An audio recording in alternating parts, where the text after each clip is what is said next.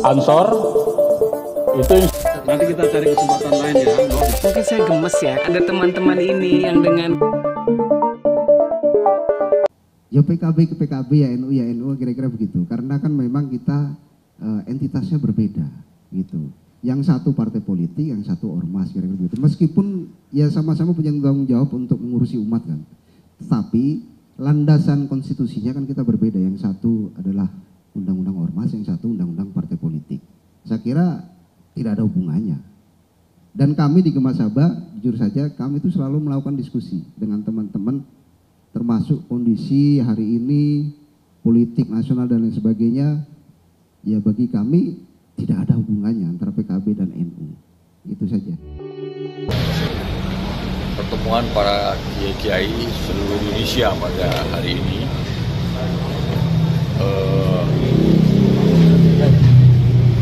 pertama, bahwa langkah-langkah yang dilakukan dalam memperbaiki hubungan NU dan PKB ini adalah sebuah langkah organisatoris yang didasari atas berbagai fakta-fakta sejarah yang dilakukan sebelum partai itu dilahirkan, yaitu dimulai dari aspirasi para kiai-kiai dari seluruh Indonesia yang waktu itu berkumpul di Jawa Timur, di Langitan, di Jawa Tengah, di Rembang, Jawa Barat, di Buntet, yang kemudian menyampaikan aspirasinya kepada pengurus besar Nahdlatul Ulama agar PBNU mendirikan partai politik. Aspirasi itu kemudian ditindaklanjuti dengan langkah organisatoris juga oleh PBNU dengan membentuk tim 5 yang diketahui oleh Kiai Ma'ruf Amin, anggotanya Pak Kiai Said Akhir dan lain-lain, ada 5 orang, dan tim asistensi 9 orang. Tim ini kemudian melahirkan konsep yang akhirnya menjadi Partai Kebangkitan Bangsa dan akhirnya dideklarasikan oleh pengurus besar, yang deklaratornya antara lain adalah Kiai Haji Ilyas Sofiat, Kiai Mufid Muzadi, Kiai Bisri Mustafa, Kiai Abdurrahman Wahid. Selain itu, kemudian PBNU juga menginstruksikan kepada PW-PW NU di seluruh Indonesia dan cabang-cabang agar memfasilitasi terbentuknya Partai Kebangkitan Bangsa di seluruh Indonesia dan dibekali partai ini dengan ADART dan nilai-nilai moral yang tercantum di dalam apa yang namanya disebut dengan mabda siasi. Keterangan saya ini artinya menguatkan sebuah realitas bahwa hubungan antara NU dan partai politik ini, partai politik namanya PKB ini adalah sebuah hubungan kesejarahan, hubungan organisatoris, hubungan ideologis, dan lain-lain sebagainya. Sehingga kalau ada orang sekarang mengatakan tidak ada hubungan antara PKB dan NU, itu sebuah pernyataan ahistoris yang tidak bisa diterima oleh sebuah realitas kehidupan. Kemudian dalam perjalanannya sejak 15 tahun yang lalu, prinsip-prinsip yang telah digariskan oleh para the founding father dari partai ini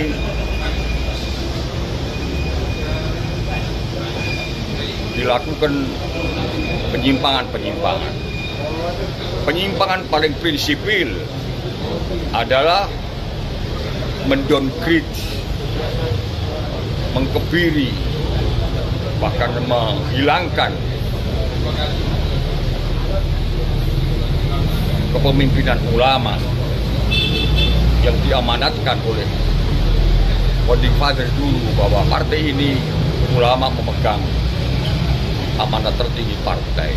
Ulama ini ditetapkan dalam muktamar PKB di Bali, sehingga akhirnya peran ulama menjadi hilang, dan dalam keputusan strategis partai tidak ada itu peran ulama untuk mengambil keputusan, tidak ada tanda tangan pun tidak, semuanya diambil alih oleh ketua umum. Penyimpangan ini sebuah penyimpangan yang tentu tidak boleh terjadi, karena memang fitrah atau PKB dibuat itu aslinya adalah untuk memberi wadah kepada para ulama menyalurkan aspirasi politik dalam melaksanakan hak-hak dan kewajiban. Ini bukan urusan intervensi atau mengambil alih atau apa, tidak. Tapi dalam hal antara yang mendirikan dan yang didirikan, bagaikan bapak dan anak, di sana terikat sebuah hak-hak dan kewajiban. Dan kami akan melaksanakan kewajiban-kewajiban itu, hak-hak itu, dalam rangka meluruskan, mengembalikan partai ini, partai yang sudah menyimpang ini, kepada sebuah kebenaran yang seharusnya dilakukan sesuai dengan prinsip-prinsip partai ini dulu didirikan. Memberi mandat kepada pengurus besar, para kiai memberi mandat kepada pengurus besar, kepada ketua umum, agar melakukan langkah-langkah strategis supaya arju ilal haq, kembali kepada kebenaran. Benar di dalam mengembalikan fungsi ulama, benar dalam memanage partai yang memiliki prinsip-prinsip akuntabilitas dan keterbukaan. Gimana tempo hari telah saya sampaikan bahwa posisi NU dalam kerangka politik secara umum dalam hal ini adalah posisi masyarakat sipil yang memiliki aspirasi kepada lembaga politik, yaitu Partai Kebangkitan Bangsa. Dan kami sudah melakukan sejumlah ikhtiar untuk mengartikulasikan aspirasi itu agar diagregasikan di dalam lembaga politik yang bersangkutan, yaitu PKB. Dan kami tadi melaporkan kepada para kiai sepuh yang hadir dari seluruh Indonesia tadi, dan kemudian para kiai secara penuh memerintahkan kepada kami untuk melanjutkan ikhtiar-ikhtiar itu sampai sungguh-sungguh bisa tercapai agregasi dari aspirasi para kiai itu, yaitu dikembalikannya kepemimpinan ulama di dalam Partai Kebangkitan Bangsa. Jadi sudah ini kami akan terus melakukan ikhtiar-ikhtiar yang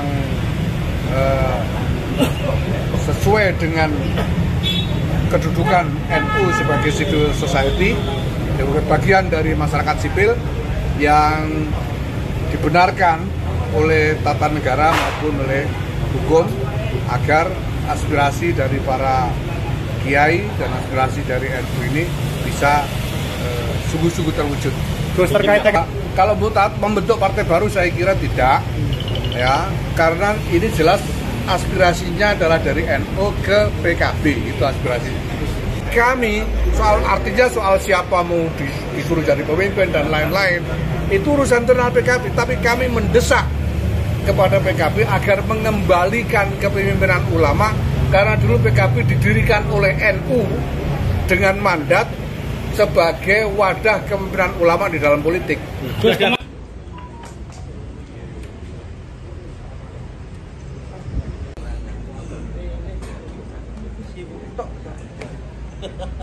Yang saya sudah sampaikan berkali-kali, PBNU organisasi yang berbeda dengan PKB. PKB ini milik NU, tapi bukan milik PBNU, milik NU, sehingga tidak ada kewenangan cawe-cawe, apalagi kewenangan membegal, nggak ada. Kita rujuk pada konstitusi, undang-undang partai politik, undang-undang ormas. PKB ini milik NU untuk rakyat Indonesia, bukan milik PBNU atau orang per orang, apalagi Muhaimin kan. Kewenangan tertinggi ada di Muktamar. Muktamar itu mewakili daerah-daerah sehingga konstituen terwakili, dan itulah yang namanya demokrasi partai politik. Tapi ada kekhawatiran nggak? Misalkan kan ini Menkumhamnya dirubah dengan adanya Muktamar, kekhawatiran justru Muktamar luar biasanya itu kalaupun dia dijalankan justru itu. Saya yakin pemerintah akan konsisten pada konstitusi. Ya, rujukannya undang-undang, rujukannya sistem undang-undang pemilu, sehingga tidak boleh main-main. Kalau main-main yang hancur negara, pemerintah. Maka sebelumnya sempat ngobrol dengan Pak Supratman begitu supaya Saya baru tahu kalau ada reshuffle. kalau Pak Jokowi sudah diundang, Pak Jokowi. Apa? Pak Jokowi sudah diundang ke Muktamar. Semua kita undang, tapi nggak tahu yang hadir siapa, belum tahu. Kalau komunikasi dengan PDI Perjuangan seperti apa sejauh ini? Sejauh ini sudah lama ini sudah nggak ada komunikasi. Nggak ada komunikasi. Kan mengaku terus kembang. Iya. Oh iya dulu sudah lama. Berarti belakangan ini nggak ada komunikasi lagi lanjutan ya, Mbak? Termasuk untuk Pilkada Jakarta juga nggak ada komunikasi dengan PDI. Komunikasi case by case beberapa pilkada daerah ya. Kalau untuk Jakarta? Jakarta sudah terakhir kapan, udah lama. Oh, berarti Komunikasi dengan sejak kapan putus komunikasi itu?